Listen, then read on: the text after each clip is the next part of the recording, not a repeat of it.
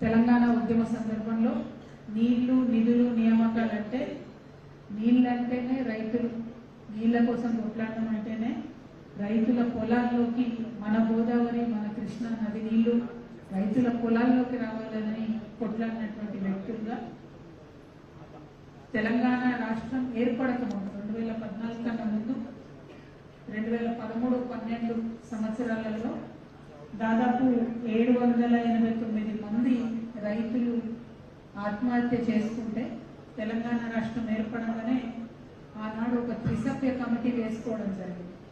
త్రిసభ్య కమిటీ వేసుకొని దాదాపుగా 400 మందికి మన ప్రభుత్వం ఆనాడు డైరెక్ట్గా మనిషికి 5 లక్షల రూపాయలు ఇస్తే మిగతా వాళ్లకు చట్టరీత్యా అనేక కారణాల వల్ల సహాయం చేయలేకపోతే 389 మంది రైతులకు మన తెలంగాణ జాగృతి నుండి 4 సంవత్సరాలు వరుసగా 2500 రూపాయలు ప్రతి నెల వారికి పెన్షన్ ఇచ్చినటువంటి ఒక సంస్థగా అంత అంతర్లీనంగా రైతుల సమస్యలను తీసుకొని ముందుకెళ్ళినటువంటి సంస్థగా తెలంగాణ జాగృతి ఉన్నది. మరి తెలంగాణ రాష్ట్రం వచ్చిన తర్వాత రైతుల కోసం అనేక మంచి కార్యక్రమాలు చేస్తున్నాం, మంచి ముందడుగు వేసినాం. దేశంలోనే నంబర్ 1 స్థానంలో మనము వరిని పండించేటటువంటి ఒక రాష్ట్రంగా చాలా గర్వంగా పంజాబ్ను ధీటుగా దాటుకొని పోయినటువంటి సందర్భాన్ని కూడా మనం గమనించాం. ఇంటర్నేషనల్ లెవెల్లో ఉన్నటువంటి సైంటిస్టులు అందరూ కూడా మరి అసలు టోటల్గా రైతు సమస్యలు తీరాలంటే ఏం చేయాలి, సమూలంగా రైతు అనేటటువంటి వాడికి పండించడం అనేటటువంటిది నాకు లాభం జరుగుతుందనే భావన రావాలంటే ఏం చేయాలి అని అంటే ఎంఎస్ స్వామినాథన్ గారు చెప్పినట్టుగా అనేక మంది ఇంటర్నేషనల్ సైంటిస్టులు చెప్పినట్టుగా ఇన్పుట్ సబ్సిడీ అంటే పెట్టుబడి సహాయం చేయడం ద్వారా మాత్రమే రైతులు బాగుపడతారని తెలుసుకొని మరి ఆనాడు కేసీఆర్ గారు రైతులకు రైతు బంధు అనేటటువంటి కార్యక్రమాన్ని పెట్టి ముందుకు తీసుకెళ్లడం జరిగింది. మీ అందరికీ జరిగినటువంటి డెవలప్మెంట్స్ ఇంత ఉపయోగకరం ఎందుకు చెప్తున్నా అంటే మన వరంగల్ ఈ ప్రాంతం అంతా కూడా కాకతీయుల కాలంలో ఉన్నప్పుడు ఇక్కడ పంటలు పండించేటటువంటి విధానం, ఇక్కడి గొలుసుకట్టు చెరువుల విధానం, ఇక్కడ కాకతీయులు తవ్వించినటువంటి ఆనాటి చెరువులు వాళ్ళ పేర్లు కూడా సముద్రాలను పెట్టినంత అద్భుతంగా ఉన్నటువంటి ఒక జల విధానం, రైతులకు అనుగుణంగా పరిపాలించే విధానం ఇక్కడ నుండి తీసుకొని కేసీఆర్ గారు కూడా మిషన్ కాకతీయ అని చెరువులు బాగు చేసుకునేటటువంటి కార్యక్రమానికి పెట్టుకోవడం అంటే మన తెలంగాణ యావత్తు కూడా వరంగల్ నుంచి వ్యవసాయానికి సంబంధించి అనేకమైనటువంటి అంశాలను నేర్చుకున్నటువంటి సందర్భాన్ని కూడా గుర్తు చేసుకోవాలి. మరి ఇదే వరంగల్లో ఇప్పుడు ఉండేటటువంటి కాంగ్రెస్ ప్రభుత్వం రాహుల్ గాంధీ గారిని తీసుకొచ్చి ఇక్కడ నాయకుల మాటలు మనం ఎవరం నమ్మం కాబట్టి, ఇక్కడ నాయకులకు ఎవరికి పట్టారే లేదు కాబట్టి రాహుల్ గాంధీ గారిని తీసుకొచ్చి ఇక్కడ రైతు డిక్లరేషన్ పేరిట రైతు డిక్లరేషన్ చేయడం జరిగింది.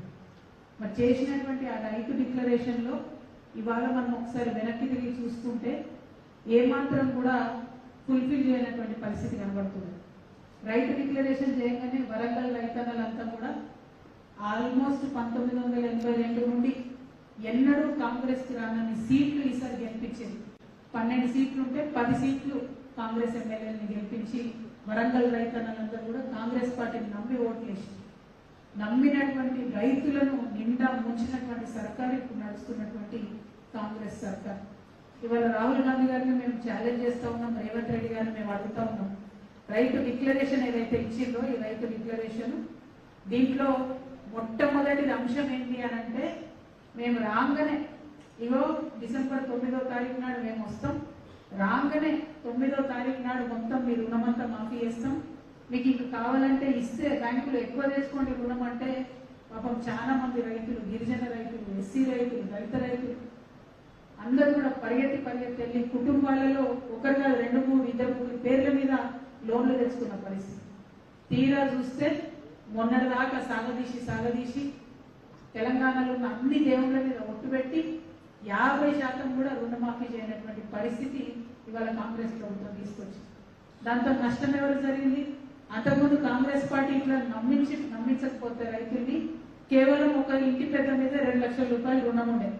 కానీ వాళ్ళు ఏమన్నారు, 9వ తారీఖు రాగానే ఉన్న మాఫీ అంతా చేస్తాం, రుణమాఫీ ప్రతి ఒక్కరికి చేస్తామంటే ఇంట్లో ఉన్న 3 ఉంటే వాళ్ళ 3 పేరు మీద కూడా లోన్లు తెచ్చుకున్నటువంటి పరిస్థితి. అంటే కుటుంబ కుటుంబానికి 6-7 లక్షల రూపాయలు అప్పున్న పరిస్థితి. మరీ ముఖ్యంగా గిరిజన కుటుంబాల్లో మహబూబాబాద్ జిల్లాలో ఉమ్మడి వరంగల్లో మహబూబాబాద్లో చాలా మంది వచ్చి బోర్డు వెళ్ళబోస్తుంది. వాళ్ళని నమ్మినాం, ఇంట్లో ఉన్న వాళ్ళందరి పేరు మీద లోన్ తీసుకున్నాం, ఇవాళ మా పరిస్థితి ఏంటని చెప్పి ఘోరంగా ఏడుస్తున్నటువంటి పరిస్థితి ఉన్నది. వాళ్ళందరినీ పక్కన పెట్టిన వాళ్ళని ఎవరిని మాట్లాడతలేరు. చేసిన రుణమాఫీ కూడా కనీసం సగం మందికి రాకుండా రుణమాఫీ చేయడం జరిగింది. ఇక రెండవది ఇందిరమ్మ రైతు భరోసా. భూమి ఉన్న రైతులతో పాటు కౌలు రైతులకు కూడా ఏడాదికి ఎకరానికి 15,000 ఇస్తామని చెప్పింది. ఇవాళ 2 ఏళ్ళు కావస్తుంది కాంగ్రెస్ పార్టీ వచ్చి. కౌలు రైతు పేరెత్తితే ఒట్టు. అంతకుముందు రేవంత్ రెడ్డి గారు ఎక్కడికి పోయినా సరే, ఏ మీటింగ్ పెట్టినా, ఏ గల్లీకి పోయినా కేసీఆర్ కౌలు రైతులను పట్టించుకుంటలేడు, మేము రాగానే కౌలు రైతులకు ఇస్తామని చెప్పింది. ఇవాళ మేము ప్రశ్నిస్తా ఉన్నాం, కౌలు రైతులను మర్చిపోయినందుకు మీకు ఏం శిక్ష వేయాలి? 2 సంవత్సరాలు దాటిపోయింది. నమ్మించారు, వాళ్ళ నోట్లు ఎక్కించుకున్నారు వాళ్ళతో. ఎందుకు ఇవాళ విస్మరిస్తున్నారు కౌలు రైతులను అని చెప్పి మేము ప్రశ్నిస్తా ఉన్నాం. ఇక అసలు రైతు సంగతి చూస్తే, మనం కేసీఆర్ గారి సమయంలో రైతు బంధు తప్పకుండా ప్రతి ఒక్క సీజన్లో ఇచ్చినాం. ఇవాళ ఏం చేసిండ్రు? ఈ రేవంత్ రెడ్డి గారు వచ్చి 4